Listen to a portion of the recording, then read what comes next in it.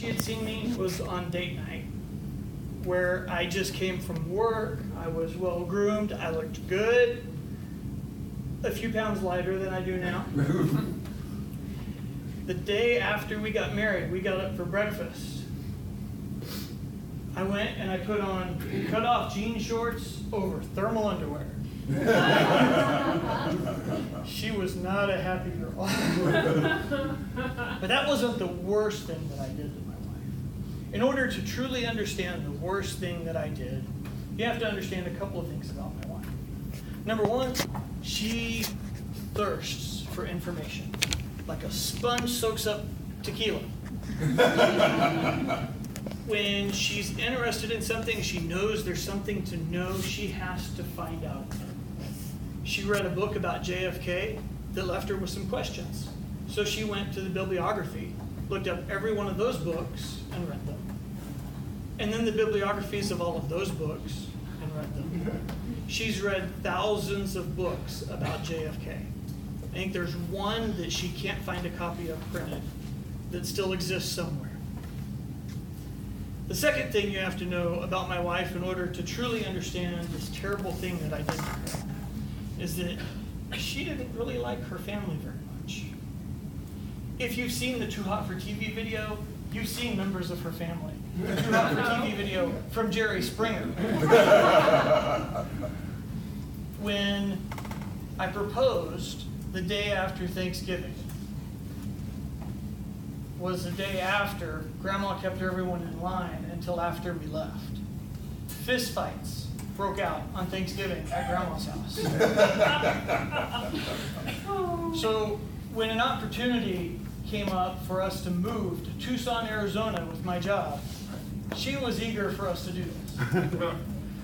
She was also, by this point, 8 months pregnant. When you travel and you're 8 months pregnant, the doctors want you to stop every 2 hours to stretch and get your circulation going so that you'll stay healthy. Well, that turned a 16-hour drive into a 3-day trek across the country. As we're driving through New Mexico on I-10, we see a billboard, "Come see the thing." We don't have time for that right now. But as we continued to drive, we kept seeing these signs about the thing. Naturally, her curiosity was piqued. She had to know. But I had a deadline in Tucson, and we couldn't stop any longer than the stops we were already making, and that one wasn't scheduled. So I promised her, sometime during our time in Tucson, when we're making that trek back and forth, we'll stop and see the thing. A few months later, our child's been born, and we get a phone call that her dad in Oklahoma is in the hospital. We make a frantic trip across country. We can't stop to see the thing. We have to get to the hospital to see the dad. While we're visiting the family in the hospital, her dad dies. So we extend our stay to spend time with family and to stay for the funeral, which means that on our trip back to Arizona, we can't stop to see the thing.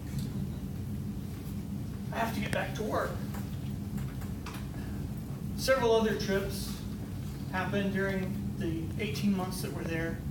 We ask everyone we know, have you seen the thing? Because we can never find the right opportunity to stop. Oh no, we don't go to that. That's just a tourist trap. Okay, we'll go look on the internet. We'll search for the thing. All we can find are sites saying what an amazing site it is and how much you have to go see it. They've kept this secret locked down. Finally, after 1.5 years in Tucson, my wife is pregnant again. We decide we're going to move back to Oklahoma. But we do it early enough so that we don't have to stop every 2 hours, but I also don't have a lot of time. So we make a straight trip from Tucson to Ardmore, Oklahoma, where my family is. I drop my wife off and I turn around to go back. 32-hour drive.